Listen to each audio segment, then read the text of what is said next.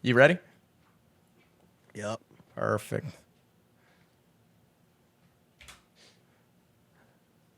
All right, live from the studio. I'm Jimmy Selesky. I'm Eric Glazer. And tonight we have an old pal of mine from back in the Seasons days. I knew him, actually. I knew him as Brandon. I'm not going to give your last name out. I don't know if that matters anymore. Some of you may know him as Joe Nobody. That was my favorite one of all time. But we got with us Tyler Bluntman. Tyler, how you doing, bro? What's up, man? What's up, bro? What's up, bro? Happy to be here, man. As always, happy to see you. Glad to hear that you're no longer a virgin. That's always good stuff, man. So yeah, man, I'm just happy to be here, bro. Hell yeah, I'm excited too. We've been trying to set this up for a long time. Unfortunately, I was vehemently opposed to doing a Zoom thing. This is the first time we obviously Eric and I were doing Zoom stuff together over the pandemic. Yeah. The pandemic. But this is the first time we've ever had a Zoom in guest. But you were pretty adamant that you're never ever coming back to Baltimore again. So you're doing this. Like Maryland's like one of the worst states ever, so I don't feel the need to come back there, no. Well, how long have you moved up to PA? How long ago was that? Like 6 years ago? 2014. So yeah, actually 6 years ago, yeah. Wow. What was it's like much the better spark? though, bro. Like What was the spark that made you like? I mean, I could tell you. I could tell you. So I was in PA. I was in the Bel Air area, and so anyway, so I had a roommate, right? I'm not gonna say any names or anything like that. I had a roommate, and it was like a family. I rented their basement out, and it was a family, like a chick, her husband, 2 kids, and so anyway, so after about a week, it was very apparent that the wife was like she was like this alcoholic for sure, like straight up alcoholic. Very but Bel Air. the very friendly kind, right? Not the quote unquote bad kind. It was just bad for my situation. Whole bunch of stuff went down. I don't really want to get into everything, but anyway, this dude legitimately tried to come at me with like a butcher knife and everything. And, I got pretty heated over that, and I'm an idiot. So of course I'm just like, stab me, motherfucker. You know what I mean? So I'm that stupid dude that, would definitely get killed first day in prison. So anyway, so I reached up to my uncle and I was like, yo, and he lived here in Philly. And I was like, yo, this dude said that he's going to shiv me. Shit's about to pop off. And he's like, well, obviously you can't live there anymore. So, you don't know what the hell is going to happen in your sleep. Right. So I'm going to come pick you up. I'm going to scoop you and you can come up here and stay over here. And I stayed with him for a couple months and then moved out. And you were from what, Florida originally? Yeah, man, I'm still a Floridian at heart, man. Yeah, I'm there definitely you go. still a Floridian at heart. So yeah, when I met you, you were working at the gym next door to the bar that I worked at, and you would just come in. And we would chat all the time. I think at the time, were you like dabbling in rap at the time? I seem to recall us. Yeah, I was doing some rap things. I was trying to do the personal train thing. This was like 80 pounds ago. You know what I mean? I don't know what the hell happened in those last couple of years, but yeah, man, I was just kind of doing my rap thing. I was trying to make that pop off, and then once I pretty much found out that shit ain't happening, then that's how I found out that shit. I remember explicitly, vividly, you would like Facebook message me something about like trying to come up with a verse for a song for a beat that you had or something, and I sent you back some ideas, and you came into Seasons the next day. You were like, Jimmy, that was the worst shit I've ever fucking read. And so that's when I gave up on my rap career as well. So we probably gave up around the same time. But you've done so many different things. Wasn't that Jimmy Selesco, bro? It was DJ Selesco, bro. DJ Selesco. That was my rap name. Greek. That was the Ghetto Greek.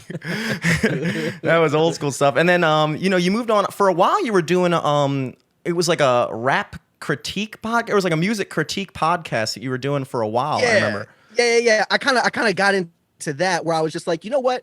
I'm gonna see because there was no real like radio shows online, and it was just like this huge market. Actually, I ain't gonna lie, I stole this idea from somebody. I made it way better, but like I stole this idea from somebody. It was like some nobody that did something, and like they got like barely any views, and I was like, I could totally just like, I was basically like Kellogg's, like ripping off some like no name brand cereal, and it's like this cereal is like mine now, right? You were the Thomas like, Edison of Facts.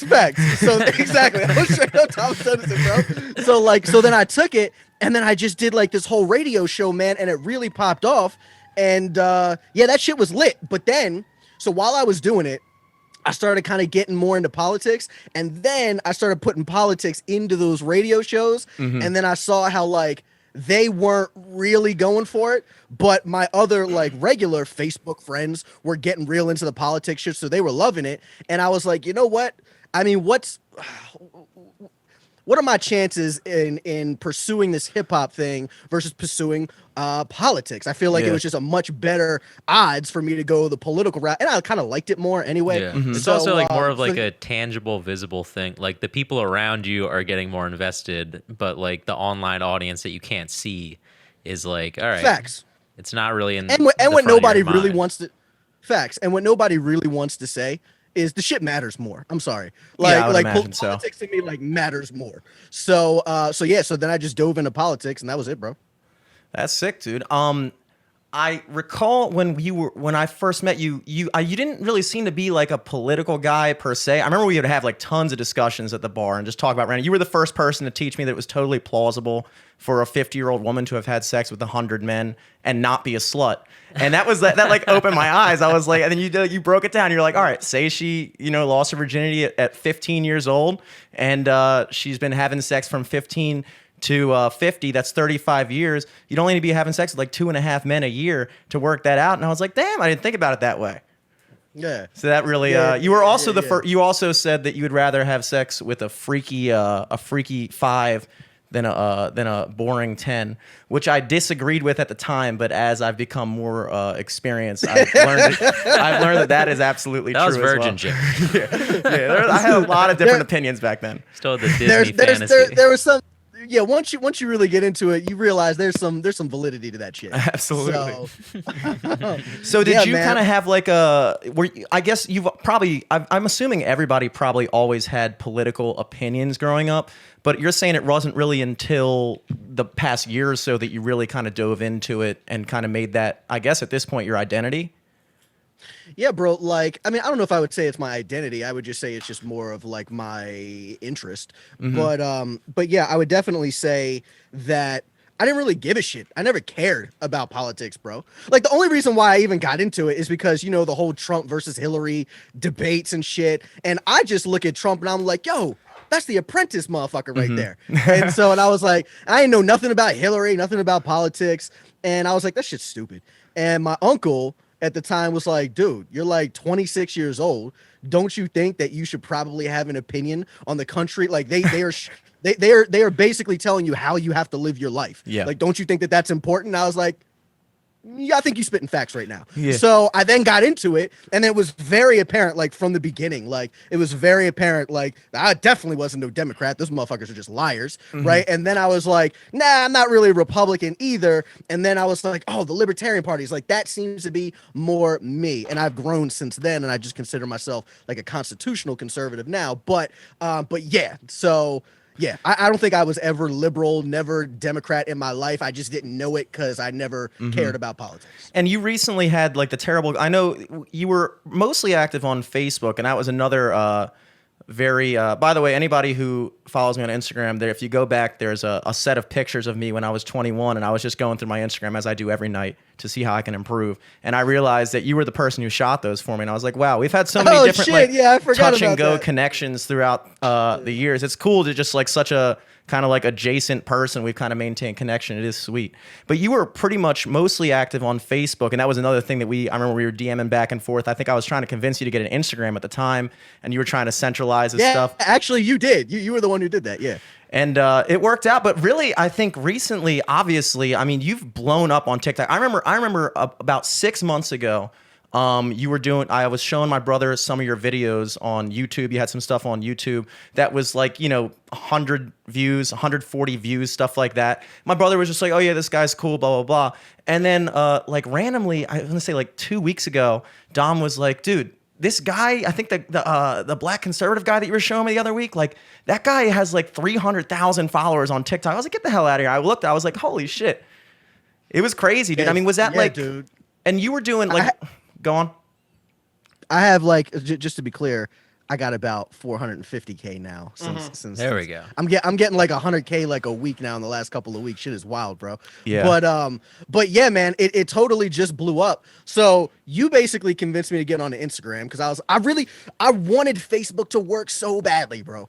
Because Facebook legitimately had everything I needed. It had like we could have discussions in the comments. I could also make video. I could do everything that every other platform could do on Facebook. But I didn't realize at the time that Facebook's algorithm, like to have people see your shit, just fucking blows, man. Like it's just so terrible. And really, only the people that follow you really even see your shit anyway. Yeah. Right. Yeah. So yeah, and they cap you, so it's not like more than those people can see it unless unless you open it up for only people to follow you. But I digress. Anyway, Facebook is trash. So Jimmy was like, "Yo, you got to check out Instagram. Like Instagram will probably be more your thing." And I was like, first I was like, nah. Yeah, then you libertarian me. You were like, show me the numbers, bro. Show me the numbers. I was like, Brandon, fuck you, dude. Just get an Instagram. So then I got on Instagram and it was okay, but it still didn't take off like how I wanted to.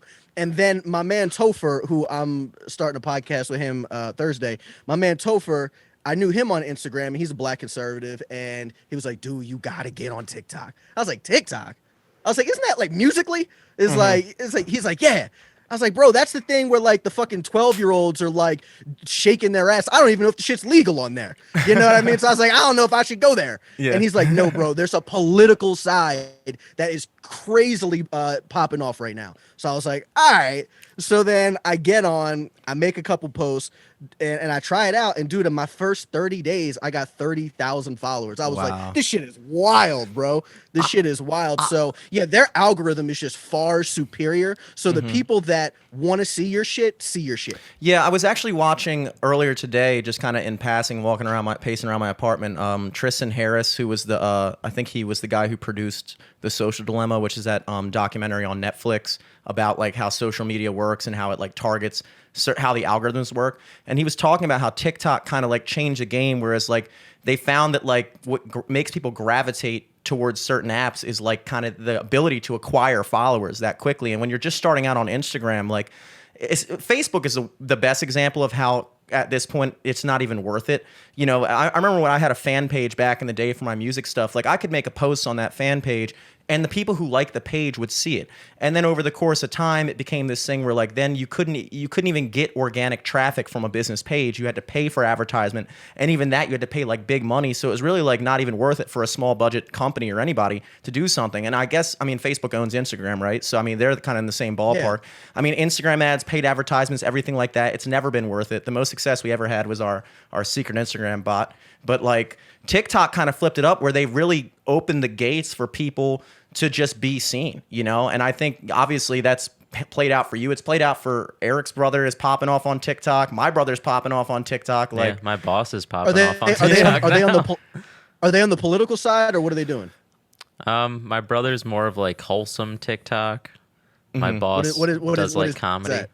Okay. So wholesome TikTok is like it's just like kind of like heartwarming stories, like short stories. So basically like the opposite of shit that I do. Yeah, kind of. Well, absolutely. Not really. It's definitely, you know, the other side of the coin. Like I'm sure you're talking the entire time.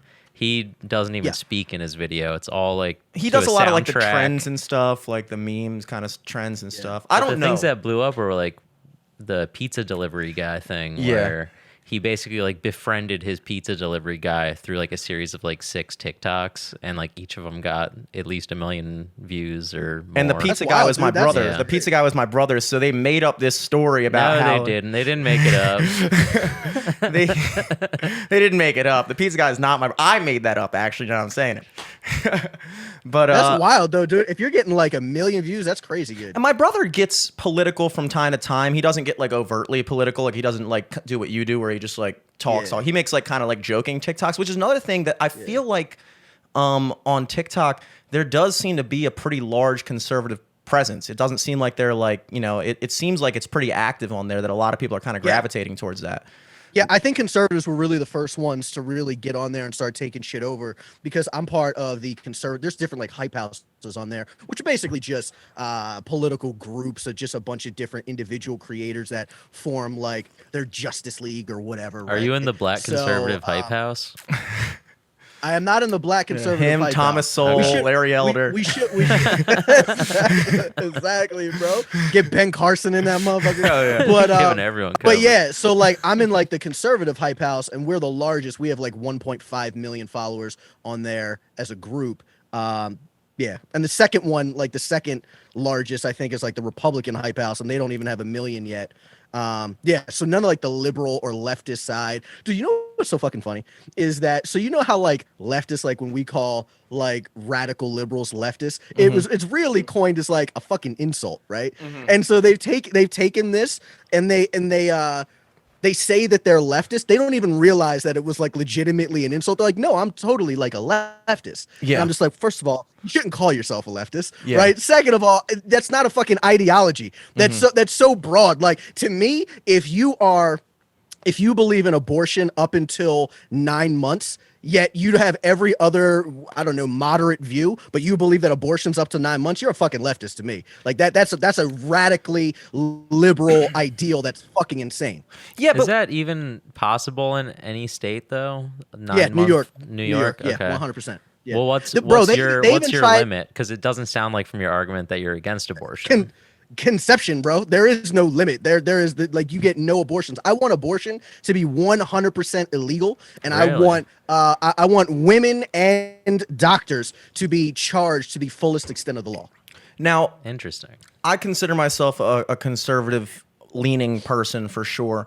I kind of have it's weird because I don't necessarily look at like taking one position. Like for instance, it's weird that every single stance on every single issue has kind of taken on the identity behind it. So like if you're pro-gun, you're more Republican. If you're pro-abortion, you're more liberal. If you're pro-drugs, however, like I consider myself a conservative person, but Oregon just passed a law to legalize all drugs, and I was like, you know what, like I've kind of been saying that for years, that no one's ever really given me a super convincing argument why not.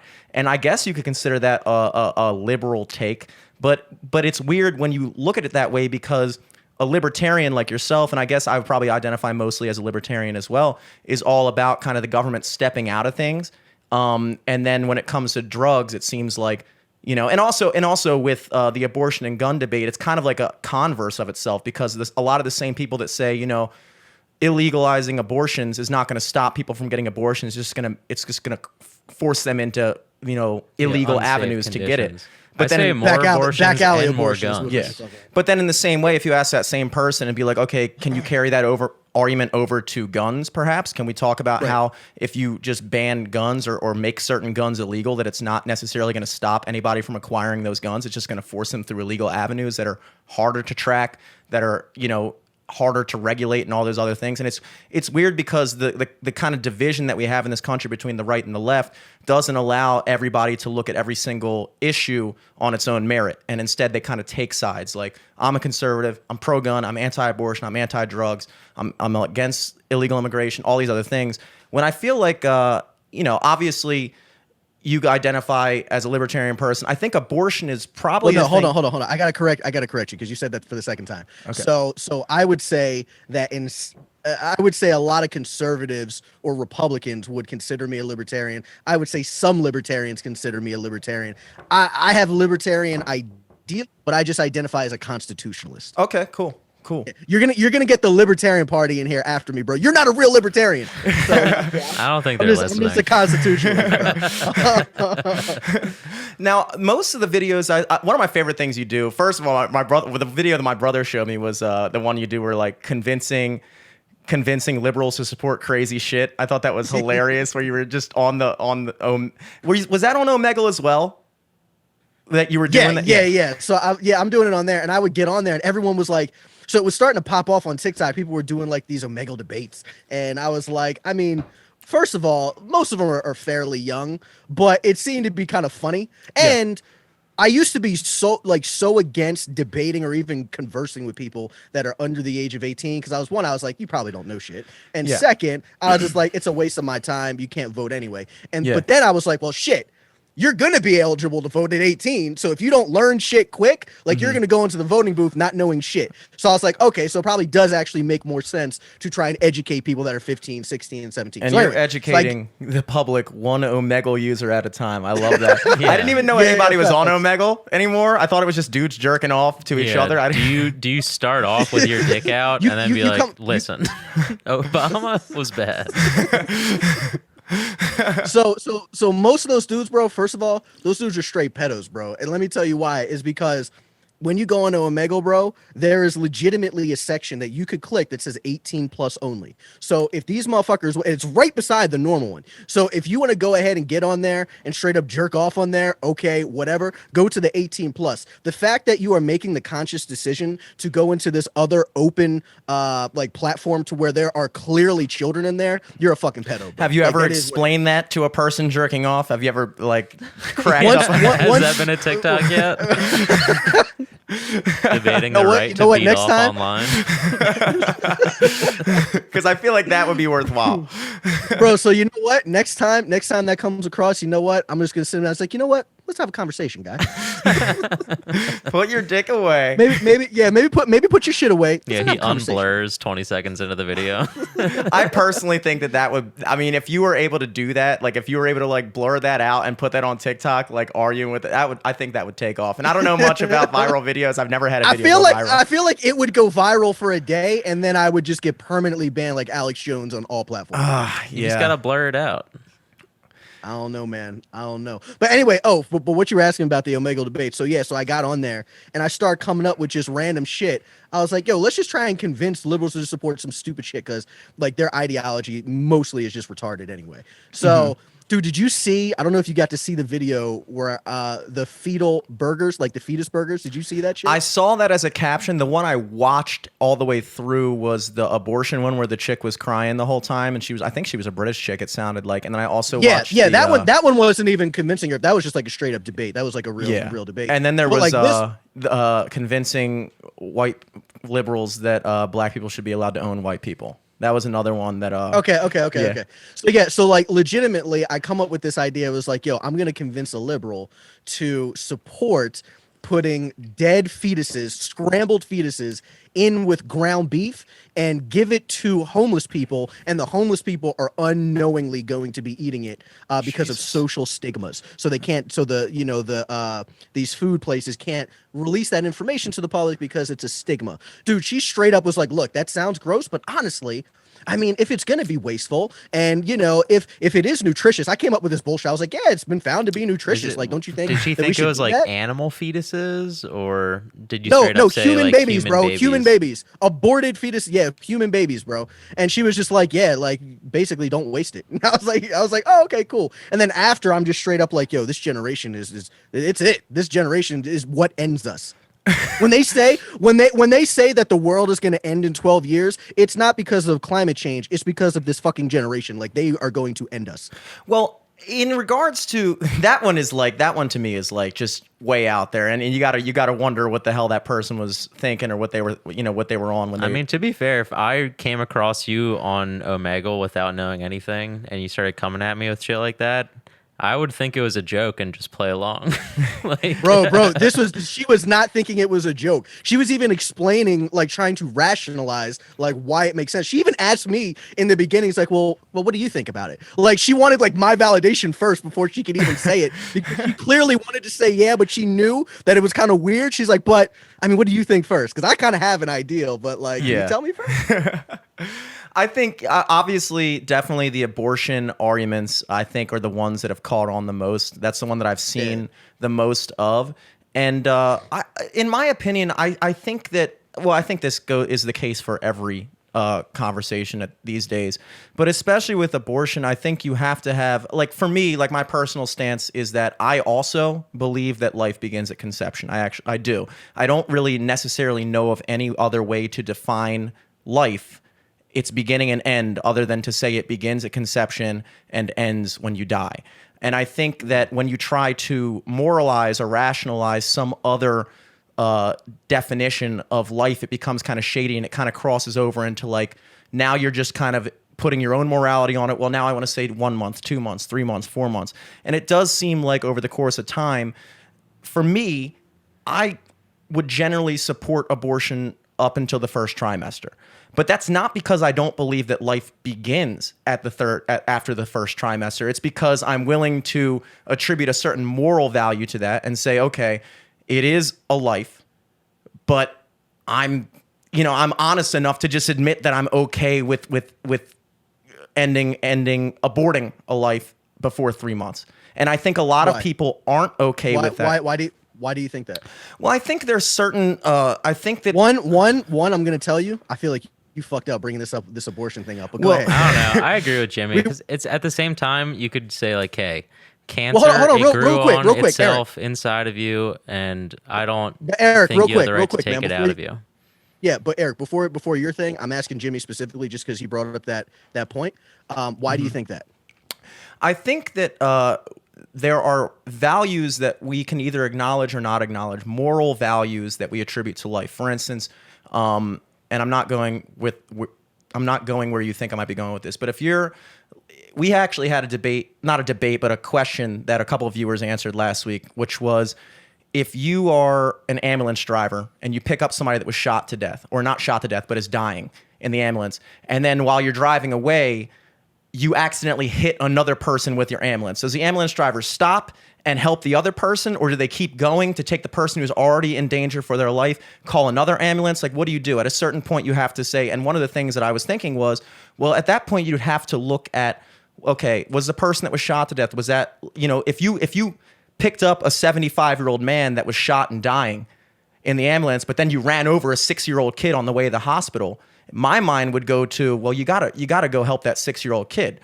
In my opinion, that you would be basically placing a higher value of life on that child than you would for that elderly person, simply because of all the factors that exist. So I think it is. But what you're talking about, you're looking at a philosophical argument, right? Yeah. So it's really just straight up philosophy is what you're talking about. But I guess what I'm saying is that I don't feel like that has anything to do with the direct question that I just asked you, right? So like you brought up the fact that look, I believe that abortion is the taking of a human life. However, I believe up until the first trimester, which I think is 12 weeks, right? I think 12 weeks is like the end of the first trimester. It's like, look, I believe up until the first trimester that it should be legal. And then are you saying like after that it shouldn't be legal? Is that what you're saying? I would probably say that we as a society, if we're going to have abortions be legal, which it is the case that it is going to be legal, and that's a realistic that's a reality that I think everyone on both sides is going to have to accept. I don't see that ever. I don't accept that. I don't accept that shit. Abortion has only really been legal for what, 60 years. You know what I mean? And like all of time, like it's been like illegal. It's only been legal here in the United States for like, well, not all of time. I'm not talking about like every country. I'm really just talking about since the United States was like established, right? But yeah, so it's been illegal except in very specific circumstances. But it really just became legal when Roe v. Wade in like 1972 or whatever that was, right? So and you have conservatives, obviously, that are pushing back against Roe v. Wade. You have individual states that are coming out with heartbeat bills, right, to limit abortion to like 6 weeks. You know what I mean? So, but anyway, I guess my thing is that when people kind of bring up the contention that you bring up, I just feel like it's morally inconsistent because you're talking about, look, I acknowledge almost, I'm going to tell you, Jimmy, like if I didn't know you, bro, if I didn't know you right now, I would straight go up into you and say, well, go up into you. That sounded kind of weird. But, I would straight go in. I would straight go in on you, bro, and be like, yo, that is an evil fucking stance. And the reason why is because if you acknowledge that is a human being, but then also say, look, I get that that's a human being, but the woman should have the right to kill that human being. That to me is always evil, right? Now, if you were coming from like another place that said, look, I don't believe that it's a human being, and for that reason, I believe that you can go ahead and abort that thing, then I would say, okay, that's not evil just because you just don't believe that it's a human being. That's just more of an educational thing that I would have. But if you believe it's a human being, bro, and think that you should just be able to eliminate it, you would have to explain why you believe that it's okay to kill a kid, an unborn kid, and why the 12-week mark matters. Like, what happens at 12 weeks? The 12-week mark matters to me not because I believe that life begins or ends there, but because, and an example that I've heard, and it's not necessarily something that I absolutely am 100% on board with, but it did kind of make me think. It kind of made me think about how when you put things into these terms, it does make you think. If you're in a burning building and there's 3 adult people, and then there's like, let's say there's like, I don't even know what it would be, but let's say there's like fetuses or something like that are still developing or anything you mean like you're talking about like fertilized eggs? Yeah. Would you save, and you could only save one group of people, let's say. I know this is highly hypothetical, but it's again, it's a philosophical question. Would you save the living people or would you save the fetuses? And I think most people, if they're being intellectually honest, would probably save the living people, because on some level we all understand that although those may be human lives, the people that are alive are, for lack of a better term, and I know this is scientifically inaccurate, but I'm not claiming to take a scientific stance on this, their life has more value. And that's just the way I look at it. So yeah. At the end of the day, we're fucking animals, and if a pack of fucking if we're gazelles, you just fucking plop out a baby onto the ground, and it's a full-formed baby, but then a pack of fucking wolves come up, you're not gonna you're gonna run from that baby and let it fucking die. And that's animal wilderness knowledge you're dropping, dude. Yeah. Okay, No religion, so let me no philosophy, nothing. That's just human nature. Just instinct. Okay.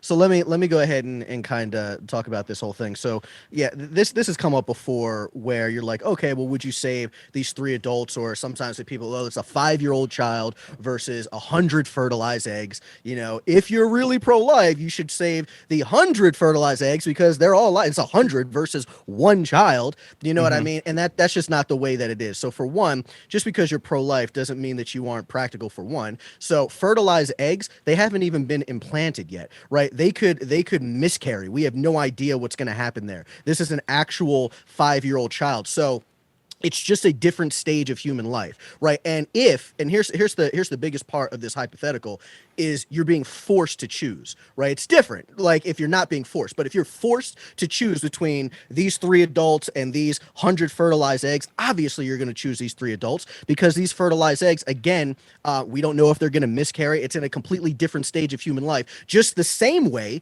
that if you gave me the option of saving a 5-year-old child, a healthy 5-year-old child versus saving an 85-year-old woman on her deathbed, obviously I'm going to save the 5-year-old child. It's in a different stage of human life, right? Yes. So again, like when you are forced to have those decisions, you're gonna make, you're gonna come up with your own personal value as to why you need to save whatever. I don't think any person who is arguing in good faith would say that they would save the fertilized eggs. It's just fucking insane. Yeah, I mean, unless course. you're talking about some crazy hypothetical where it's like the last 100 fertilized eggs ever, and there will never be any other type of, babies born. But yeah, man, I understand what you're saying.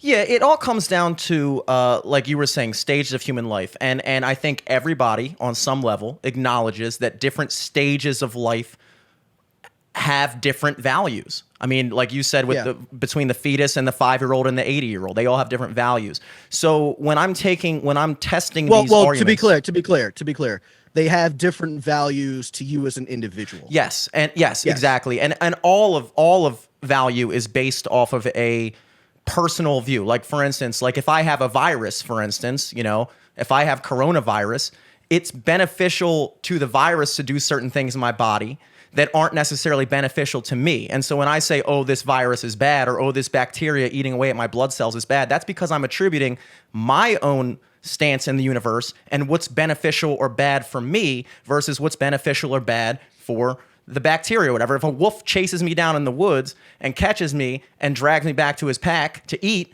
that's good for the wolf. That's good for the wolf. It's bad for me. So to say things are just inherently good or bad is all based off of who is judging, who's making the judgment. So, yo, Jimmy, you gonna let one wolf carry you back to the pack? Bro? No, I think I would be the alpha, dude. It's huge, dude. I think, if I'm being quite honest, I think I could handle one wolf. I think I could handle one wolf, dude. My ancestors didn't make it this far to get taken out by one fucking wolf. So this is me being curious. So. Like Jimmy kind of identifies libertarian. Some people would call you libertarian. And from what I know, I haven't done too much research into any of the shit we've been talking about. But like from what I've understood is like libertarians like less government control and more personal freedoms.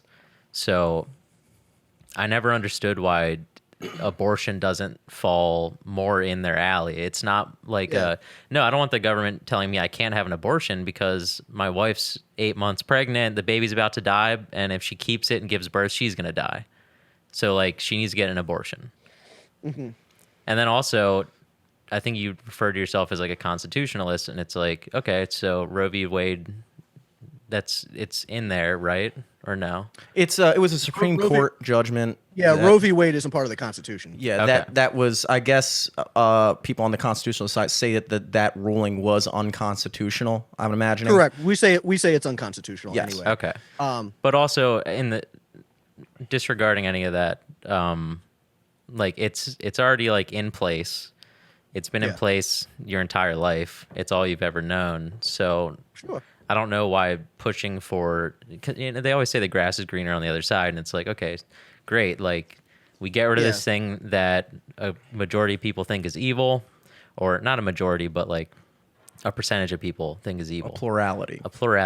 But what if once we get rid of it, then we're like, oh shit, it was stopping like 10 other issues from happening that we didn't even consider because we've just had it. Okay, so let me go ahead and address that. So for the first thing you were talking about when it comes to libertarianism, I would tell you that most libertarians, at least ones that are not right-leaning libertarians, are definitely going to believe and say exactly what you said, and they're going to say, well, I'm not technically, and this is a complete fallacy, and I'll explain why, but they're like, well, I'm not pro-life and I'm not pro-choice. I'm just anti-government, and I don't want the government to be involved. That 100% is just pro-choice, right? Yes. So there's no way around that, because if you are a pro-lifer, or even if you understand the pro-life side, you are going to say that, look, pro-life, we believe that to be an unborn child, right? We believe that is a human being, and that nobody has the right to take that human being's life against their consent, right? So yeah, there is no. You either believe that it's murder, and that you also believe that murder should be illegal,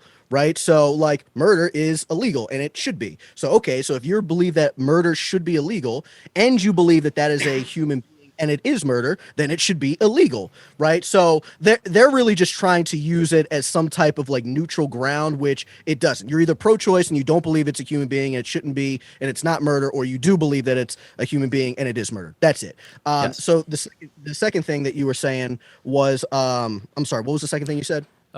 I'll get to it, but if murder is murder, I feel like in most of the places where they're very anti-abortion, they do have the death penalty. So how is that any different? Well, the death penalty isn't against innocent human beings, right? Yeah, sure. Okay, right. So pro-life has nothing to do with the death penalty. I mean, I'm personally anti-death penalty for a bunch of reasons. Not because I think that their life matters, but because I think that it gives the government too much power. I believe that the government gets it wrong. I believe that it's the big much more costly. It's much more costly than life in prison. So like just for like a myriad of factors. Is it really more costly to kill someone and to have them live in prison for life? On average, it's at least 2 times more expensive than to have someone spend their entire life in prison. Oh yeah, because they're making money for the prison while they're in there. Well, not exactly that, but I don't agree with that too. But it's more so just because they use more resources, right? They have to use like forensic evidence. They have to bring these people back in, more witnesses, more judges. They provide them with multiple attorneys, for free and all this other kind of shit, right? So they just use more resources. But anyway, so yeah, what was that second thing that you said? Well, just to keep going on that, like that person is deemed evil, irredeemable. They have to go. We can kill them. But like, let's say, 12-week or 13-week after the first trimester. And that is still just a blank slate. It's neither good nor evil. And then I know in religion, you're not really like going to even go to heaven until, at least in like Catholicism and shit, like you have to get baptized and shit. So I don't know. There's just like, there's weird contradictions, at least in my head. It doesn't matter. For a lot of the things. It doesn't matter if it's good or it doesn't matter if you believe that the fetus is good. The only thing that matters is that the fetus is innocent, right? So it's 100% innocent. In no way, shape, or form is a fetus ever malicious, right? It didn't ask to be there, right? Mm-hmm. It's just a natural part of human life and pregnancy, right? So it's 100% innocent. You're trying to compare that to somebody who may not be guilty. I mean, you have to, but we're just assuming in this hypothetical that they are guilty. At least 10% of people put to death row probably didn't do it. Yeah, and I think that 15, actually, it's like 15%. Which is crazy. And that's the biggest thing for me is like, if they do get it wrong, which is highly possible. I mean, highly possible. That once they've killed you, there's no appealing that, you don't want to find out. Exactly. So it's like, that's the biggest thing for me. I've never really looked into it enough to have like a hardline stance on it. No, but you have the right idea, bro. You totally have the right idea. But I think the broader thing here is that I think the conversation we're having about, in this instance, abortion, is the way the conversation should be had. Because I think what happens on both sides is that in order to advance their point, they bring up, for instance, like on the left, they might bring up the whole thing of like, well, what if a person is raped or this, that, what if it was incest or all these other things, or, the whole woman's choice thing where it's like, well, if I believe that it's a human life, and I also believe in women's rights, but I also believe in human rights, that the woman, I don't like when they kind of frame the argument in a way that takes away from the actual point at hand. Like you can agree with women's rights, but if you also, it's just a red herring, bro. Yeah. Red herring is a term I learned recently, which I like. And I'm glad to hear it used in a sentence for once. I was like, when can I say this? Because I'm going to say it needed a lot of context clues to figure that one out. Yeah, it took 28 and a half years at this point, but I think I finally got it. But I think man, what we're talking about right now is, for instance, like I think we agree on this topic, at least myself and you agree on this topic up to about 90% there.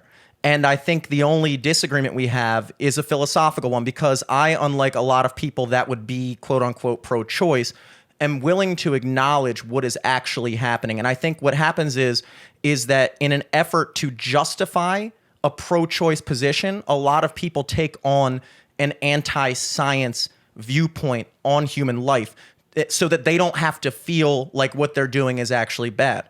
And that is what bothers me. It bothers me when people ignore the people that are necessarily, I guess, if you say like, we believe in science. Well, if you believe in science, I think it's pretty straight and forward, unless somebody could prove me wrong, that human life begins at conception. So what this really comes down to is a philosophical debate, if you're willing to accept that. And for me, if we could simply bridge that gap, and then we could have the conversation of, okay, so we all agree, because if you don't believe it's a human life, then abortion is okay across the board. And in the 90s, when they were putting it across, they were saying safe, legal, and rare. And it's like, well, why rare? If it's not a human life, then why does it have to be rare? It should just be safe and legal. So obviously, at some point, you're acknowledging that it is not something that we should be doing. And that's why when people try to throw you off by bringing up these examples, like, well, what if she was raped? Well, a pro-life person would say, well, okay, that's a terrible situation, but I still believe this is a human life. Now, I would imagine like if you're saying like a woman, but that's also a way to throw you off because it's called arguing the specific to the general.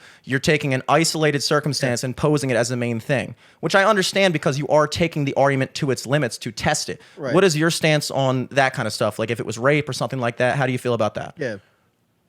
Yeah, so for one, it's exactly that. It's really just trying to use the minority to argue against the vast majority. I mean, literally, you're trying to use 1% of abortions to argue for the other 99%. Typically, how I start that off when someone brings that up is I would usually just challenge. I'd be like, look, okay, before I even give you my response, which I would still tell you that I'm pro-life no matter what, but even if I conceded on this thing and said, okay, abortion should be legal for like rape and incest and whatever. Okay, so then will you disavow the other 99% of abortions if we're only talking about rape and whatever? And every single time they're like, no. So then I'm like, well, then what the fuck are we doing here? You know what I mean? You're literally just trying to use this 1% to justify the 99. Why do you think that you could do that? Like, you can't do that like in any type of rational discussion. But anyway, I would still tell them, it's like, okay, look, even if the woman was raped or if it was incest or whatever,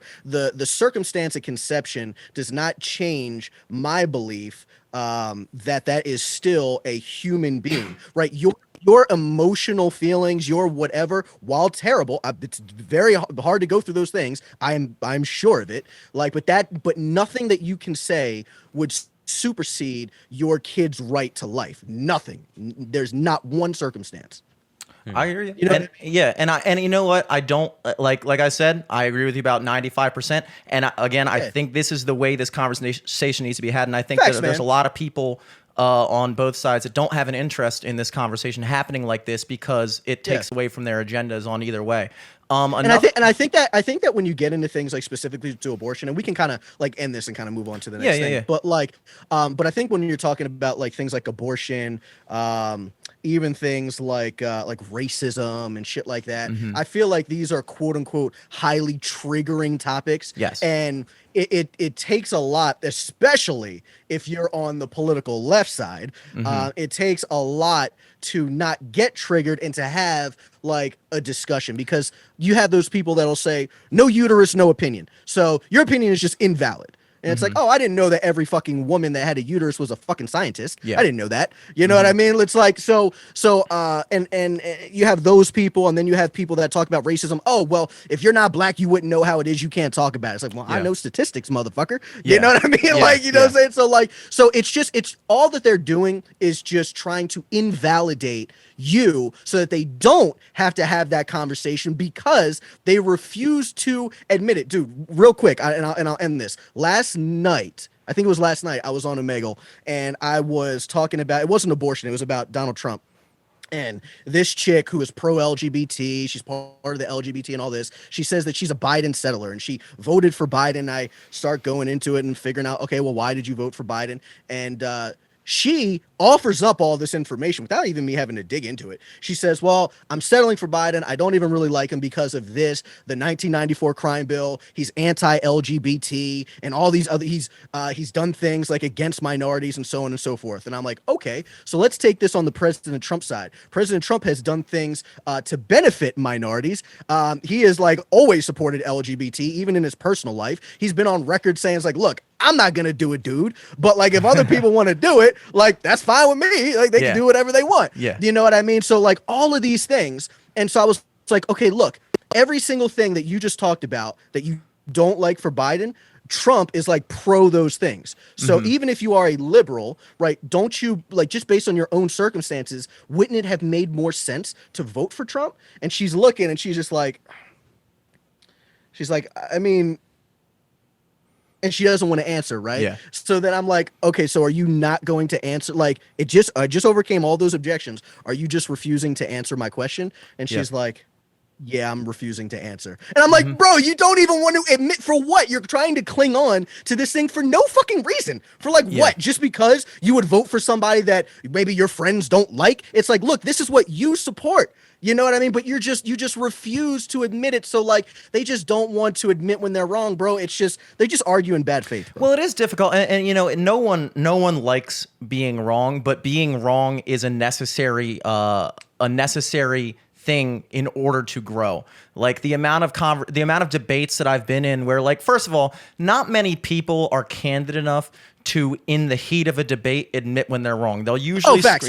Almost nobody. Nobody. Almost nobody. It's like getting pinned or getting knocked out in a fight. It's like you don't want that to happen. But I could not tell you how many debates I've had with people where after the fact, for the next week, I'm sitting there thinking about the points they made, and the next time I get in a debate with someone else, I'm actually finding myself sourcing some of the things I learned from them, that my opinion has grown. Now, am I necessarily going? Again, I'm not going to admit that in the moment.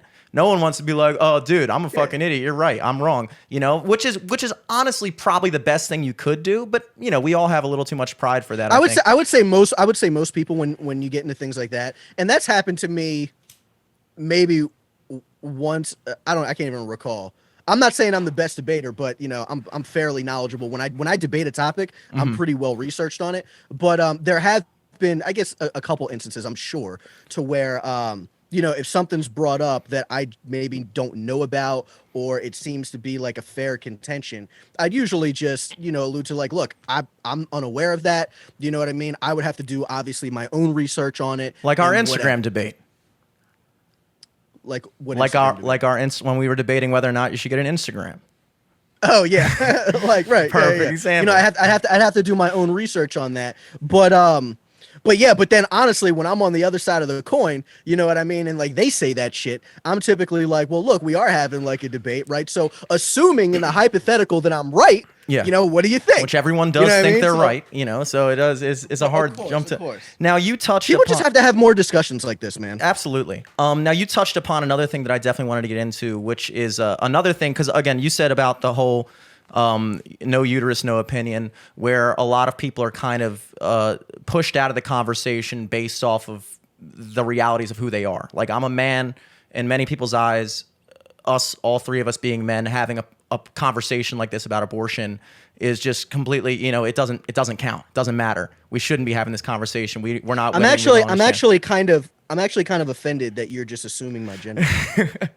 Another thing that I think is, you know, what I think that you actually really, I appreciate that you do this, which is I've kind of watched you on Facebook and things like that, like different, because I know you were a big, like you would post a status and a lot of people would comment under it and stuff like that. And you would talk about racism and institutional racism. Briefly, I've seen stuff on Omega where you've debated, obviously, convincing white liberals that, you know, you can black people should own white people and things like that. I think you have a position to talk about it honestly, and I haven't researched too far into what your exact opinions are when it comes to like the Black Lives Matter movement, systemic racism, and all the other things. Trash. Can you expand on that? Because I'm actually interested to hear what you think about just. I mean, I feel like we probably agree on a lot of it. Yeah. So Black Lives Matter is trash, and I'm going to tell you why. So Black Lives Matter is based on the false premise that there is a police brutality issue that is racially motivated. Now, if you would just stop at police brutality, I would say, sure, we could say that there's a police brutality issue against all races, right? But when you're saying that police brutality is targeting like it's black people specifically, black people, like the data just doesn't back that shit up. The date, like literally, they will cherry pick like one kid. Well, look, this officer was racist, and it's like, okay, I can cherry pick this one where either this officer wasn't racist, or I can cherry pick this one to where he's quoted this black officer was racist towards this white person. You know what I mean? So like, you can't cherry pick these things, right? When you look at the information as a whole nationally, it just doesn't even out. It just doesn't. So like this whole institutional racism, like racism in the criminal justice system, it's a fallacy. It's fallible. It's not real. It's a fugazi. You know what I mean? Like, now that does not mean that if you don't look at things like in a hyper focused area. So like if you want to take this very small community, or you want to take this city and say that, okay, well, the information here is that these cops tend to shoot black people at astronomically higher numbers or higher rates. and because of that, we believe that this is racism, and we've done all the other factors, the other confounding variables, and all I of mean, that. there's It's like, definitely okay. like It's like, proof okay. of cops in Chicago taking like black kids to like they call them black sites where it's just like off the grid, empty warehouses, and they just like disappear kids. Like Sure. there's So proof if that's of real, like no, yeah, it is. There's proof of shit going down in specific cities or in different areas where it's like no, yes, this is like legit like racism in the police department. But it is it's hard to get behind anything that it's is a hyper focus area. generalized. Yeah, you're talking about a hyper focus area because again, then I could take a place like Spokane, Washington, where officers are far more likely to shoot white people than they are to shoot black people, right? So again, when you look at things in hyper focused areas, you can see, okay, well, this seems to be racism, this seems to be racism. But if you look at it from a general whole, it's not. Yeah. And that's again going back to the whole arguing the specific to the general thing where you're talking about, yeah. And I think the conversation would be better to be had in these isolated areas as opposed to becoming these broad national movements, such as when you're talking about, like, for instance, like the defund the police movement. I don't as a libertarian-ish person myself, I don't necessarily have a problem with every individual city or locality analyzing the issues that they have within their police system and addressing them in a certain way. Like, do I think, Baltimore, like, for instance, even in Baltimore, like Baltimore City Police has a whole myriad of issues that don't necessarily exist in Baltimore County. Do I think that, and I think everyone would agree that in a lot of these cities, for instance, Baltimore City Police, they're not adequately doing their job. Now, that may be because of, some people would say racism. I would say it's mainly because of incompetency. And I've always, in the way I've looked at it, when you look at the education system, like when people say our education system is failing, our public schools are failing, and so the answer to that is to pump more and more and more and more and more money into that system, into a failing, broken system, and hope that if you pump enough money into it, it's going to fix the problem. Whereas if those same people would look at the police issue and be like, okay, well, now we can look at our police system failing, and suddenly you take a completely different approach to that, where now it's take all the money out of it. You know what I mean? And I think that all comes. Yeah, I believe that. So I believe that the whole defund the police thing. If someone, first of all, I feel like most people don't even understand that. But like, if what they're saying by defunding, they really mean just reallocation of funds, then I would say, sure, you can look at each police department and say that we need to reallocate these funds to these other things. Obviously, training needs to be like 100. That's where like most things need to go into. Not only just training, but making sure that you're hiring the right individuals. I think that pay could even be something to look at too, because I mean, just about any business, when you have a higher when you have like a higher salaries and higher wages, you tend to get the better pool of applicants, right? Yes. So I think that that's even something that you could definitely look at. But yeah, man, the whole thing I think could definitely be looked at. I personally believe when it comes to things like police, I think it should be like a mixture of private private security firms, but also still funded via taxes. So it's basically like government contracting. Like, I believe that, like, not completely privatized. So I believe that if you take, these private security firms that should be competing for your business in your state or your community or your city, right? They're all competing for your business to be your police, your local police. Okay. Yeah. You have whatever kind of election like you have for whatever else. And, okay, so then this security firm wins. They had the people like them best. They had the best implementation. They had the best track record. They had the best individuals, so on and so forth, whatever. But that police force still does report to either that mayor of that city or which reports to the governor. So it still would operate the same way, like to taxpayers, like to us, we would see no difference. But you have people actually competing that have contracts that end every 4 or 5 years, to where they don't want to lose their jobs in 4 or 5 years, obviously. Mm-hmm. So I feel like they would just be more inclined to give us the best value, particularly because you have other security firms that, hey, when 4 years comes up, like, we're going to show you that we need to have that job. You know what I mean? Yeah, absolutely. And as a person who I personally believe that the government is generally not nearly as efficient at virtually anything as is a private company, because the incentive structures are completely different. I mean, when you look at the incentive structures of police, of the education system, I mean, the whole idea that the way a police force might judge their competency is by the amount of arrests being made, the amount of prosecutions being done, even something as minor as a traffic ticket where officers literally have a quota that they're expected to make. Bro, the fact that we even have private prisons is fucking insane to me. Oh, absolutely. That's crazy. Like that's one thing that I do. Like no libertarian could convince me on. I haven't heard one argument to where you could say private prisons are good. Private prisons are fucking terrible. Why would you incentivize these people to add more prisoners to the prison system, right? Yeah.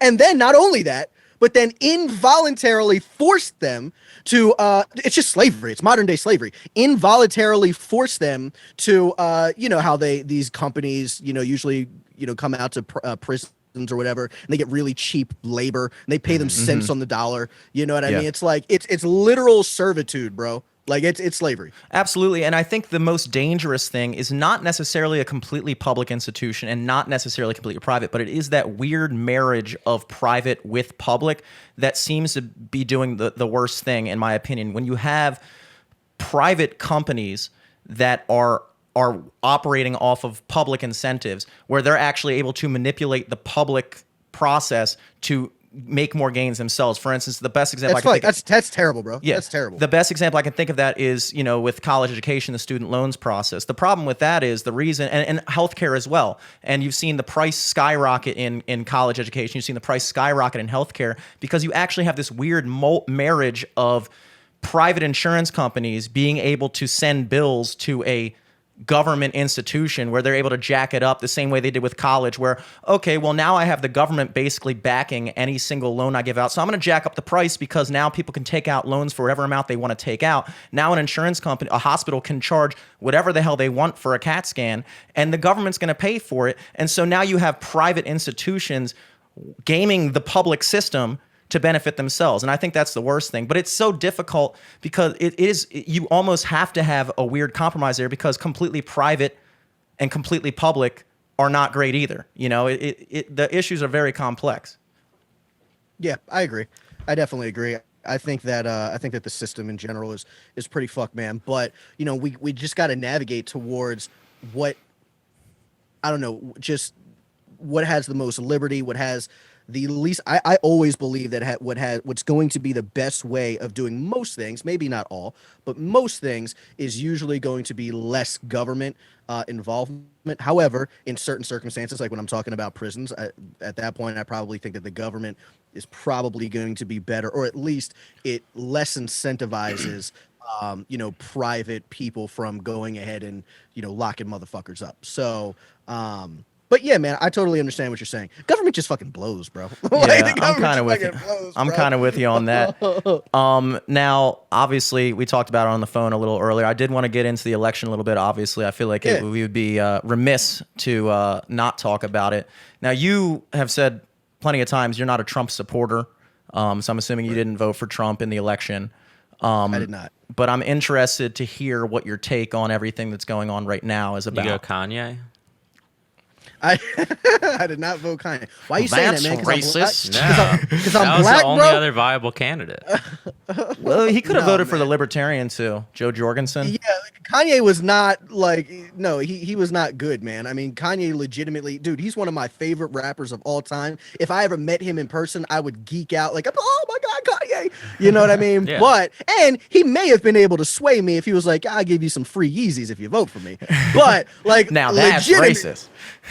But like legitimately, like Kanye has a clinical condition. He's clinically bipolar. Like in no way could someone convince me that we should have someone who's clinically bipolar as the president of the fucking free world. Like that's wild. That's a good point. But yeah, I didn't think about it like that. I almost voted for Kanye. I'm not gonna lie. It's all good, man. It's all good. I got Yeezys on my feet right now. Do you have Yeezys? Yeah, he wore those to the polls and they just threw his ballot out. They threw his ballot out. But go on. No, you have to switch that to Joe Biden now, or else you're not leaving. Well, yeah, with all this fraud that's happening, so I don't want to say exactly that it's fraud yet, but there seems to be some really compelling I guess you would say evidence that's coming to light, man. I was just reading this thing where the poll watchers in Detroit, Michigan, they reported at something that's like 4:30 a.m.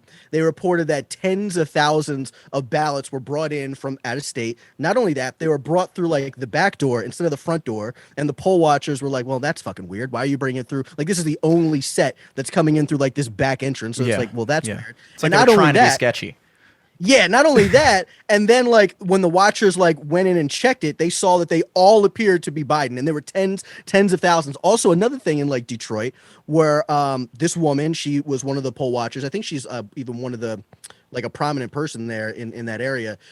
She was reporting that the ballots were scanned and did not even match the voter in the electric or the paper poll book, but they were somehow permitted to be counted anyway. So basically these people weren't even permitted to vote there, but they were just like, yo, go ahead and just count it. Like literally over there, you could just pick up a ballot off the floor. And if it said whatever, oh, Joe Biden, yeah, just let me go ahead and get that. We don't even need to scan it or whatever. It's valid. So like, it seems to be very strange, especially if anyone who has posted, I don't know if you're on Twitter, but like if you post any like fraud shit that says, look, this seems to be like something that is worth looking into.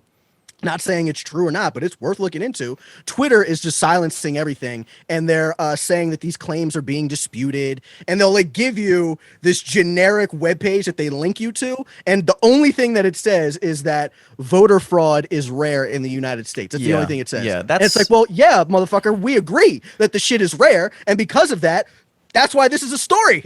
You know what I mean? Absolutely, absolutely. And that is one of the things that I think nothing grinds me more than when people say the word fact check or things like that, and to not acknowledge that you know these fact checking institutions are clearly, you know, to pretend that they're, you know, what they're really doing is narrative checking, in my opinion. When you put up a real story about something that really happened, and the fact check is like, well, you know, broadly speaking, this, it's like, well, that doesn't take away from the thing. If you're gonna fact check this, you know, like maybe you should actually check this fact. Right. You know fact check like, this fact claim. check this, not check my broader narrative, not take my implication and check my implication. You know what I mean? No, absolutely. What gets me is, you know, I was watching a press conference, I think it was like 2 days ago, and I was watching it on CNN, and because I rarely ever watch cable news, but I mean, right now, cable news seems to be doing that 24-hour election coverage and everything, so it's just much easier to just pop it on at any point, and I flip between CNN, Fox News, MSNBC, just see what everybody's saying. And so I was watching, they were live streaming the Trump press conference, and about halfway through, they just cut the feed, and then Lester Holt takes over, and he's like, okay, well, I'm going to stop this feed and just go over some of the things that President Trump has said that are factually inaccurate and this, that, the other thing. It's like, dude, why are you let us see what he's saying. Let us see what people are saying. And then you can come back on if you want and give your opinion on it. But the idea, bro, it is literal fascism, bro. Literal fascism. It's like when the fuck, like, when do these people fucking go to journalism school? First of all, second, like, journalism is such a fucking joke now. Like, I felt like when I was growing up, that shit used to be reputable, but like now it's like they're only showing you what they want to show you instead of, look, even if you're biased, that's cool. You want to be biased, sure. You want to have a conservative network like Fox. You want to have a liberal network like CNN. That's fine, as long as you are still presenting us with the same facts. If you want to go ahead and put your bias, like why you believe it's doesn't matter or it does matter or why there's more to the story, that's fine. But don't just cut out information just because you don't want us to see it. Let us make the fucking decision based on the information. Yes. And I mean, they're a private business, though. They don't technically have to even show his press conference. They could just, I'm not saying that they have to. I'm saying that shit shit is intentionally, I'm saying that is intentionally disingenuous. Yeah, and that it's just, it's corruption. I do kind of just feel like this is the flip of the Russia stuff last time, though. Like, this is just kind of like a little bit of the sore loser syndrome of right after your candidate loses. Last time it was, like the Russians fixed the election for Trump, and now it's, well, the Democrats couldn't honestly win an election, so it was obviously fraud. I mean, and technically, so are you saying that you don't believe that there is like voter fraud? No, there's definitely voter fraud, but the voter fraud I'm thinking about is like when dead people show up in voter registries, or if someone lives out of state, sends in a mail-in ballot, but then votes in their state they're living in currently. Like that's real types of voter fraud. I don't believe in any of the. I would rephrase voter fraud. Then I would just say like irregularities. Yeah. There's definitely irregularities. I don't think there's like black vans pulling up to voting sites at 4 a.m. dumping off trash bags full of Biden votes. Like, I don't think that's real. Like Kamala in a fake ass mustache, like coming in shades, being like, "Don't look." Like that's not Kamala happening. Harris in a mustache. I think I kind of feel, almost as a conservative person, I almost feel like, dude, I love how you keep coining yourself like, almost conservative. well, because again, there's so many positions that I take that wouldn't necessarily be qualified as conservative. And I really don't even like those labels, not to sound like I'm too woke for a label, but like when you say words like that, you have to be kind of choosy about how you say it, because immediately, unfortunately, the second you coin yourself as this, that, the other thing, people automatically assume every opinion you have across the board. That's fair. So That's fair. As a conservative leaning person, I tend to agree with the conservative position on far more issues than I agree with the liberal take. But there are positions that I agree with the liberal takes on it. But as a conservative leaning person, and having seen the very clear bias in pretty much most of our mainstream institutions, the very clear bias and the very clear, like even like we were talking about before, how normal it has become to simply squelch out information that doesn't go along with your narrative, as opposed to just presenting the information and debunking it. It's now become completely common course to just get rid of that information altogether. Combined with how, unprecedented, not just the year itself, but this particular election in the way we've upped mail-in voting to a level that we've never had in this country before, where it's done. They try to say that, we've had mail-in, but it's never been like this.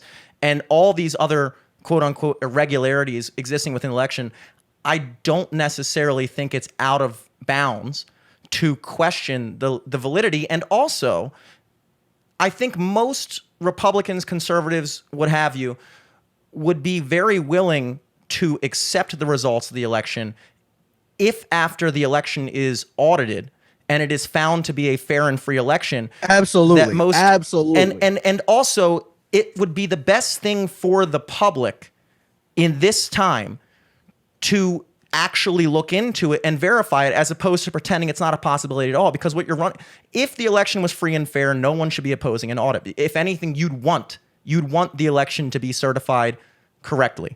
And so as a again, conservative leaning person, with all the other things that I've seen over the past 5 years, I don't consider it outside of the ballpark. I don't consider it not a possibility. I'm tired of being told that it's necessarily a conspiracy theory, because again, if it turns out, I don't like Biden at all. I don't like Biden. I don't like the Democrats' political party positions in any way. I'm not going to be happy if it turns out that Biden won. I'm not going to be happy, but I will accept it if it turns out to be the case. What I want is to have it truly verified. And what I'm worried about is whether or not it will be. There's been... Sure. I would say I agree too. And I would say that I absolutely believe that, hey, if after they do these recounts, after they look at all of these, these claims, if there's any legitimacy to these claims, that, I would accept whatever. Again, I didn't vote for either of these motherfuckers. Mm-hmm. You know what I mean? But there seems to be enough from what I've seen to where I at least question, is like, well, that shit looks fucking terrible. You know what I mean? There are videos out there, substantiated videos, where they have these poll watchers that are like conservative poll watchers, GOP poll watchers, right? That are being locked out of even getting in there, and they'll put like big thing like cardboard on there so you can't even see in there. You have poll watchers going on record like they're saying, look, this is the shit that was happening. You know what I mean? Like, this is legitimate. I am a witness to this shit. Yeah. So yeah, I just feel like you can't just sweep it under the rug. Like, for anybody that would say that out of everything that's come out, and I'm not saying that the motherfucker who had, I think there was this one story where it was like, oh, Joe Biden jumped up 138,000 votes or whatever. I haven't looked into that. That seemed to be incorrect. it seemed to be that they just didn't all get in, or it was like an error before. They didn't just pull up in a van, like you said, with 138 ballots. And it's like, oh, it's all Biden. Yeah. So, so I don't think that there was much validity to that. But there are other things like what you're saying. I think also what you touched on, Eric, where you were talking about, well, like dead people voting. Like, dude, you know that the stimulus, the stimulus packages that came out before, that there was like 1 million of them that went out to dead people. Like they couldn't even claim the shit. Yeah. You know what I mean? So to say that there wasn't some error, you have the thing in Michigan, bro, where they got like 6,000 or 8,000 wrong just by typing something in incorrectly. Yeah. And that same system is used in like half of the counties in Michigan. I'm not saying, and in other states as well. I'm not saying that in every one of these counties it's happening, but if you're telling me that this same fucking system where someone could even make this error, I don't even know how this was possible, to make an error of 6,000 or 8,000 votes towards Biden, vote in person? like, that's crazy. Did you vote in person? I wasn't able to vote.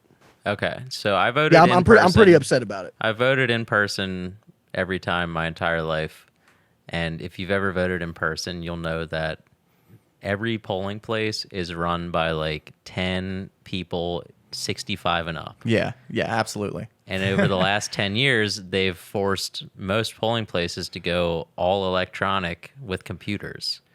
If you're imagining every polling place across the country with every fucking grandparent across the country trying to use those computers, you have to understand why there's gonna be some technical mishaps, you know? Like that's. But you're talking about thousands, bro. Yeah, and this is stuff that could tip elections. Like when people look at it, it's like, even if you want to say there was 1 million, but well, is he going to get 1 million? We don't do it based on a general election, right? You can look at it in a specific county. If this county was going to give one or more people or Trump or Biden the edge, because in a lot of these things, I mean, it was really close. You're talking about 49%, 51%. You know what I mean? Yeah, it was like just 2,000 vote difference at some points. Yeah. Yeah, exactly. So again, I'm not saying that there is voter fraud. I'm saying that there seems to be some compelling evidence that's coming to light. I think it's worth checking into, and I would accept the results if we looked into it, but not even just from that standpoint. I think in a lot of these places they had like I think it's like if it's 0.5 percentage.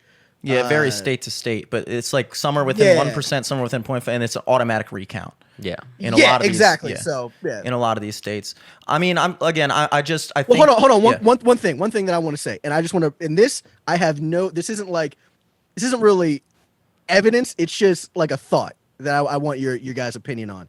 So let's consider Joe Biden for a second, right? Let's consider Joe Biden, who has now apparently got the most votes in presidential history. I think it's like 70 million or something like that. It's more than Hillary got, more than Obama got. Yeah. Yeah, you know, more than Obama's President record. Trump got. Like, right. I think both of them did. I think both of them did. Trump also. Obama had a crazy had a crazy thing as well. But like Joe Biden, I mean, it was still, I think it's like millions apart though. But Joe Biden is like 70 plus million. So the most in U.S. history. Okay, you're talking about Joe Biden, who has like zero military support. The guy has like almost no police support, right? And the guy who really can't even form coherent sentences. This fucking guy, right? 1994 crime bill, right? This guy somehow got more votes than like Hillary got or than like Obama got. Like it doesn't make any sense. Like I'm not with this amount of support that he has, it just doesn't make sense. And Trump support has increased, even in like the minority respects, right? So like black people voting for Trump has increased, right? Yeah. So like Hispanics voting for Trump has increased. His white base has increased. Like Trump is increasing like everything. How the fuck does it even? It just isn't adding up to me. I'm not saying it couldn't happen. I'm just saying, like, it's weird, right? Well, the thing I you think got it makes sense. yeah. Well, the thing that you got to consider is that I don't think really anybody was. When you talk about support on both sides, there's no question that Donald Trump had far more support than Joe Biden. The question is that, in my opinion, this election was not Donald Trump versus Joe Biden. It was Donald Trump versus not Donald Trump. And Yeah, there is a large contingent of people. I always say the word contingent. It's definitely not the word for this, but I like it. It sounds cool. But there is a large population of this country who simply voted against Donald Trump, and Joe Biden happened to be the guy standing there on the ballot. You know what I mean? So I don't.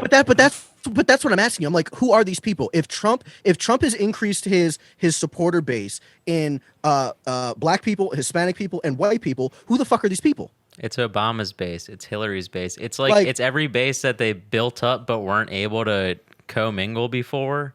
Now they're all formed behind just the most popular person to take Trump out of the office. Yeah, I voted Biden. Like, I voted Biden because I knew if I told people I voted Kanye, they'd give me the reaction you gave me earlier. I thought you did vote Kanye, dude. And I was stoked about it. Literally was. I was on the fucking it. page, and I was about to write in Kanye, and I was like, did you go? So hold on. Biden, So you went in, and then I voted for. I put Kanye West as a write-in for judge, even though he wasn't running for judge. I just needed to vote for him physically. So wait. So did you go in? Did you go into the place like with the full intention of voting for Kanye? It was like literally last minute decision to be like, all right, I can't do call the audible. Kanye. I was like literally like, yeah, walking up to the booth. Yeah. I had a change of heart. That's hilarious. It's like I literally wouldn't be able to live this down. Dude, you should have stuck to it, dude. You'd be one of the few people that voted for him. I still did. I voted for him for judge. Next thing you know, Kanye West is the next Supreme Court judge because he got one vote. Nobody else voted. No one else even was on the ballot. I didn't vote. See, I didn't vote for anything other than the president, and there in Maryland it was question 2, which was for legalized sports betting. I obviously voted for yes. I was like, I think I have a right to blow my fucking money on Monday Night Football. I think I have that right as an American. Other than that, some of those ballot questions are ridiculous in that a lot of those questions, I know it's different for every single region, but I'm assuming it's the same in a lot of ways where it's like, do they have anything for like drugs or anything like that? No. I don't think so. No? Not this go around. At least for us, it was mainly like grants for... Well, it was sports betting was like the main thing, but everything else was like, would you approve of a $1 billion grant to, repave sidewalks in public parks, yada, yada, yada. Yeah, and it's like, how the hell, like, honestly, how the hell do I know? Do I know with the county, but like, does the average person know? Like, they see, would you approve $25 million to put towards restoration of this? Like, I don't know, dude. Is $25 million a lot? Is it a little? I like the idea of restoring the bay, but it's like, is $25 million enough? Is it too much? Like, I don't know. So I just skip all that shit. It's like, why are you asking me, dude? We elect people in positions to make this their job. Why are you asking me? This is the first time I'm reading about this. Exactly. I feel like it's kind of misleading anyway, because you're giving me $25 million. And exactly what you're saying. It's like, well, I don't know if that's a lot. What I would need to know is like, how much is it going to increase my fucking taxes? Yeah. You know what I mean? Like, is it taking from already the tax fund that we have and I don't have to pay more? Or are you saying that you're going to increase my shit? Yeah. So like, I need to know that. Yeah. That's what I think. It's just one of those things that should, like, those decisions shouldn't be left to like decisions like legalized sports betting. That's something I can answer. That's pretty straightforward. Hey, do you think it should be legal? Yeah, sure. And they at the bottom they're like, and we're gonna. Do you think it should be legal on the condition that we put all the money towards education? I was like, dude, I don't care if it goes to education. Just make sports betting legal, dude. That's what I fucking want. If you put it towards education, that's great. If you get to a point where you're like, we got enough for education, we'll put it towards fucking repaving the roads. Then you do that. Whatever you got to do, dude. I just want to be able to fucking bet on sports. Other than that, the idea that the average person who is not researched but is going to just vote down the line and be like, oh, well, I like this idea. I don't know what 25 million is in regards to that, but sure, let's do that. The fact that those decisions are left to the public is crazy. Dude, what do you think about, because this always comes around, and I feel like this is more big in conservative crowds.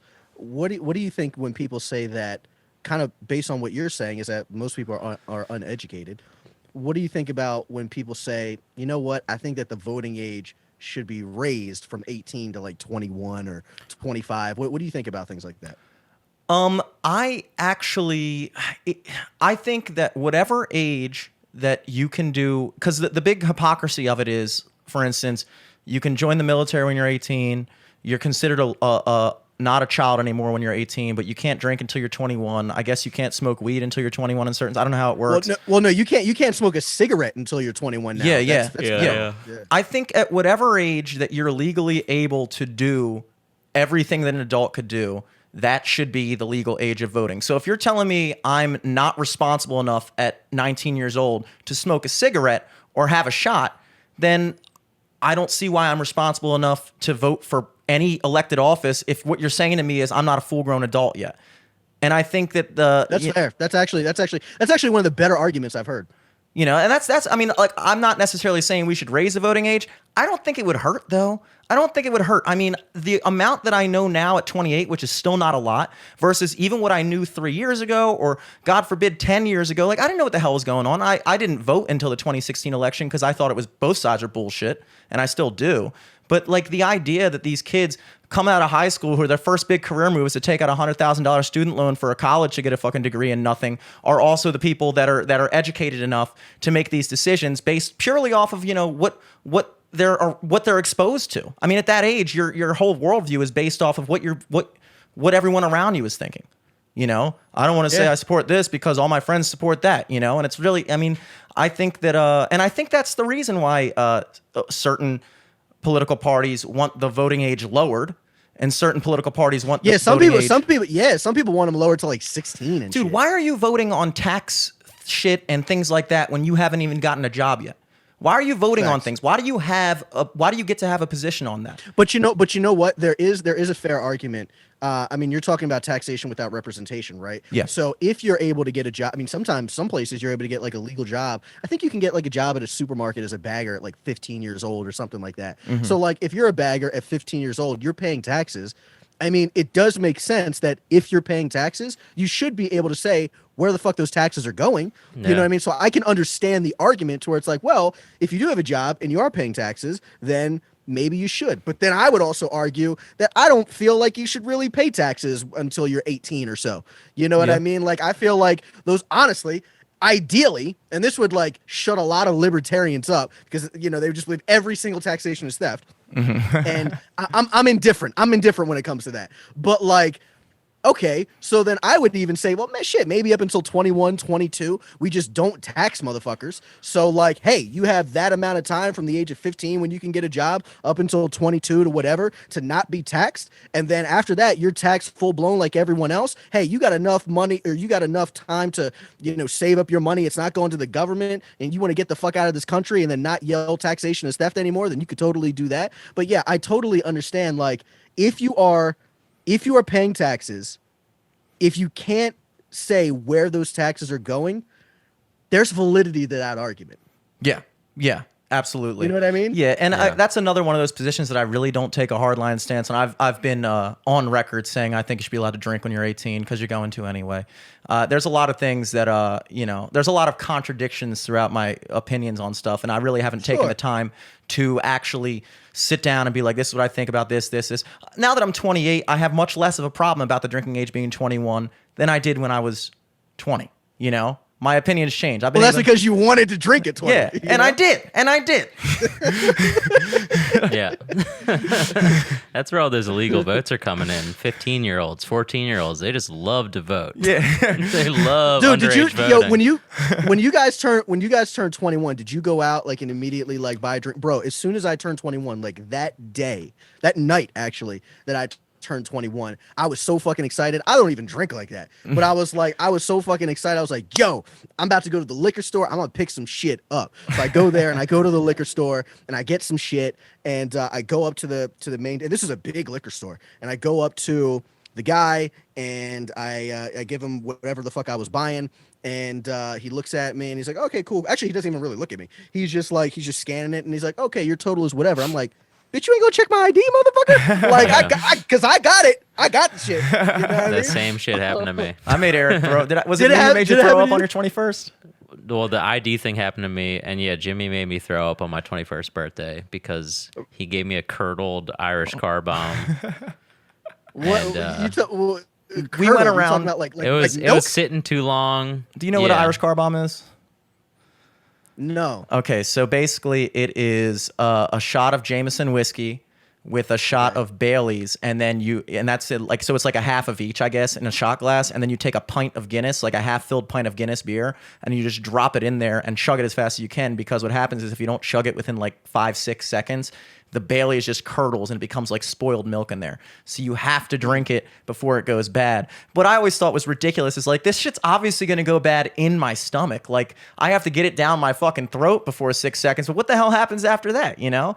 But right. So you're talking about, so you're just like, well, logically, I mean, it kind of makes sense. They could just do whatever. yeah, but we were 21 at the time, and Jimmy was a month into buying these. Yeah, I was an didn't know experienced drinker. the rules of the road yet. So I gave Eric like one that was way past due.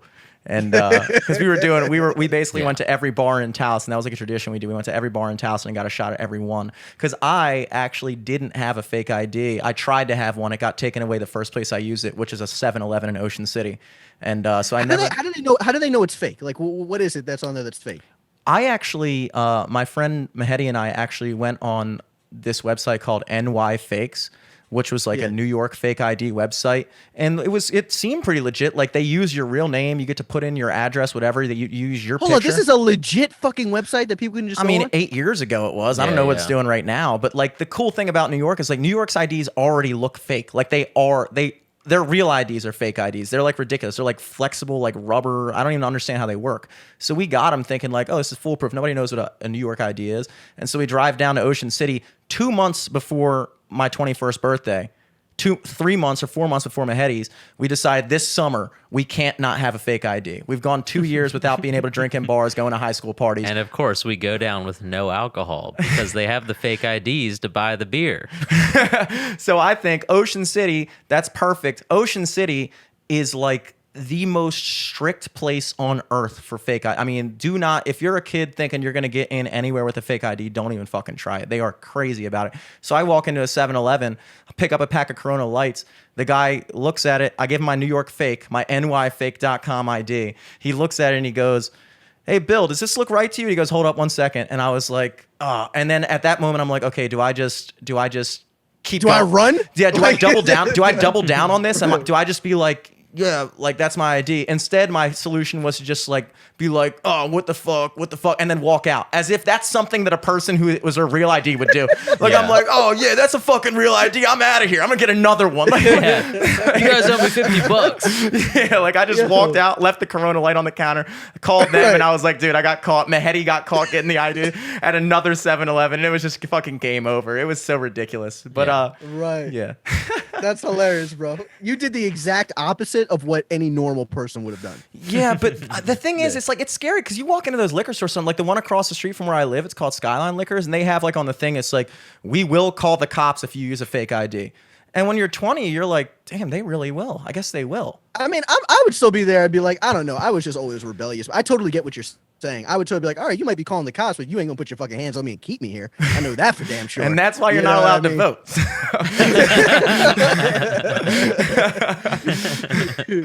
But yeah, that's wild, dude. Dude, do you even talk to I know you used to work at Seasons and everything. Do you even talk to those guys anymore, bro? Actually, so I've been playing music full time for the past almost 3 years now, and I worked at a couple restaurants after that. But I would always kind of pop in on late nights and just see what's up.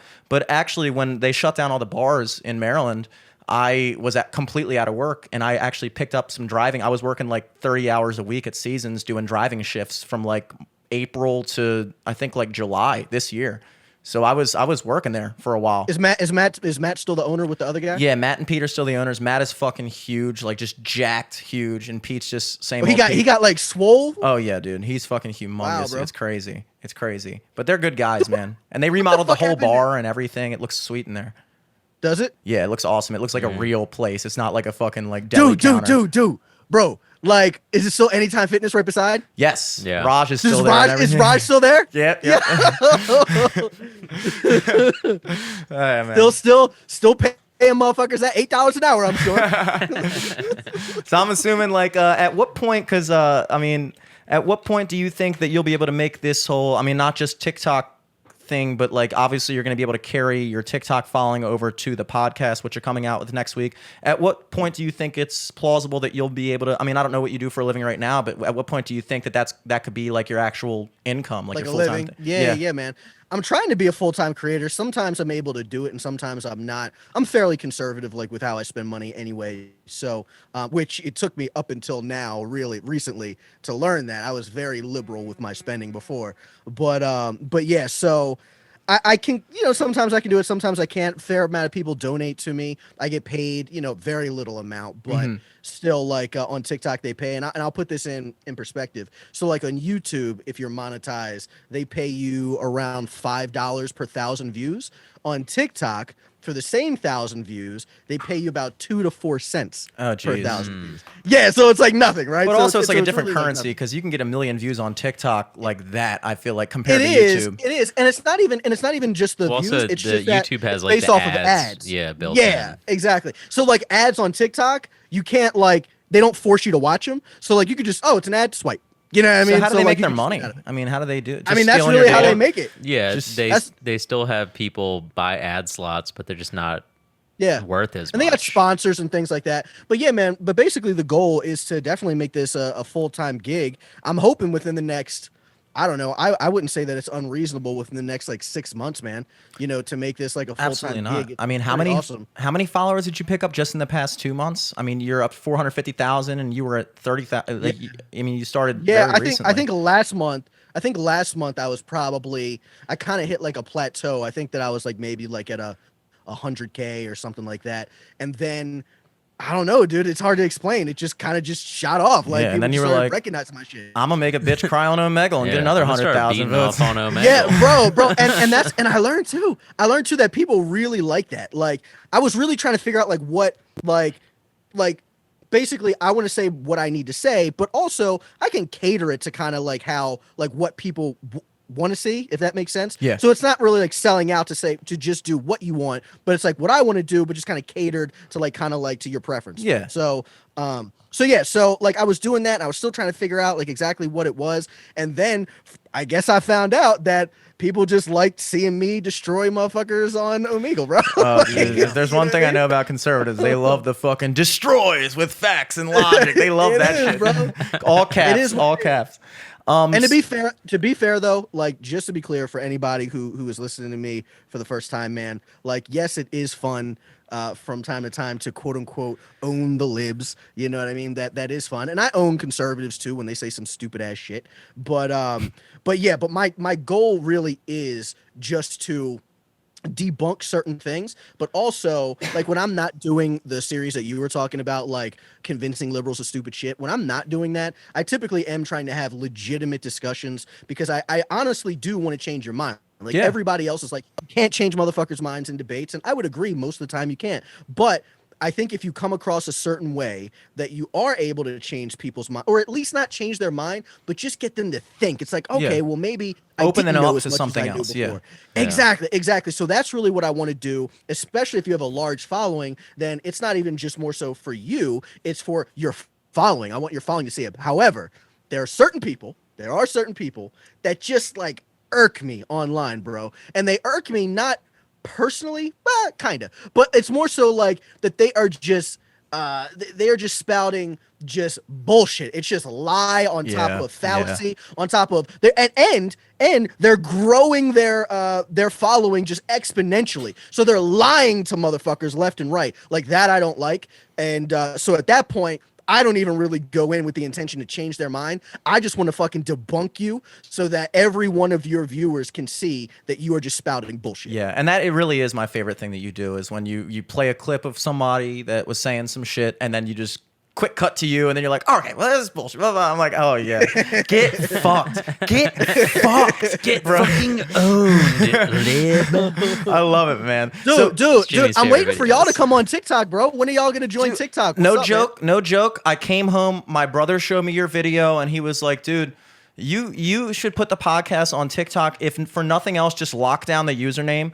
And like, once we get the clips rolling, once I figure out how to streamline that process, just put up clips of the podcast on TikTok. I mean, I guess maybe you might have to put it in TikTok format, which I'm going to have to learn about, but I had to go through the same process with Instagram and catering it to that market. And it's like, I can't allow myself to become a fucking old man where I'm like, oh, TikToks. It's like, if that's where the people are going, it's like you said, it's like, it's not selling out to do what you want to do, but bring it to people who are there to hear you. I'm not going to fucking be the person who's going to stay off of TikTok because, oh, that's just fucking, well, it's like, you know what? Unfortunately for you, that's where the people are at. And if you want to reach a market, you got to tap into that market. So I actually did, probably like 4 nights ago, just lock down the username. I think we're LFTS podcast, but I keep on getting notifications for like user 49037868. I'm like, yeah, whatever. But so I mean, you kind of inspire me in that, my brother, and just seeing the success that our friends have had and how quickly they've been able to get traffic as opposed to all these other mediums. It seems very promising. Yeah, I didn't mention this in the podcast, and Eric, you probably don't even know, but and I haven't listened to you guys in a little bit, but up until I'd say probably, I don't know, 7-8 months ago, I did really listen to you guys pretty much religiously, even if I reached out to Jimmy or not. Yeah, dude, like your podcast, and I typically only listen to like political podcasts now, but you were like one of the 2 podcasts that weren't strictly political that I listened to just because it was fucking hilarious, bro. Like your podcast is legitimately funny. I think both of you guys are like a really sweet duo, especially when you bring like guests on. I've heard when you had like some guests on, which are pretty cool, but you should definitely get on TikTok, and you should, I would coin it, if I were you, I would coin it like, I mean, you could do podcasts. I haven't seen like when you label it a podcast to that be super successful on TikTok if you label a podcast, but I would make sure that you look at it from like a comedic standpoint. Yes. Because like if you just take like, just do your normal thing and then just kind of like clip out like some of like the comedic clips that you have, especially when it's relevant to like either current pop culture or you know, just current news events, dude, you could totally blow up on there 100%. Hell yeah, dude. Yeah, that's the idea, man. I appreciate you saying that, by the way. What's going on with you said you're starting a podcast this week. What's going on with that?